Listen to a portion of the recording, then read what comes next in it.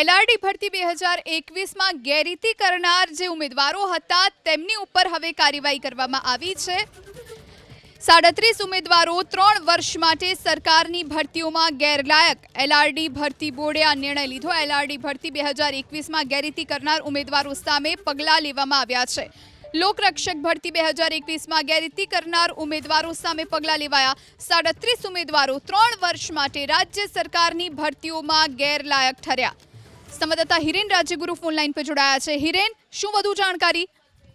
લોકરક્ષક ભરતી બોર્ડ દ્વારા આજે આ નિર્ણય જાહેર કરવામાં આવ્યો છે કે જે ભરતી બોર્ડ દ્વારા એટલે કે લોકરક્ષક ભરતી 2021માં લેવાઈ હતી તેની અંદર 37 એવા ઉમેદવારો હતા કે જેમણે આ પરીક્ષાની અંદર વિવિધ પ્રકારની ગેરરીતિ આચરી હતી।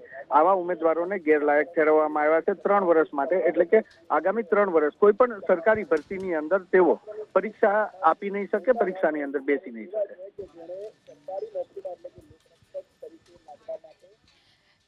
જી હિરેન, આભાર આપનો તમામ જાણકારી આપવા માટે।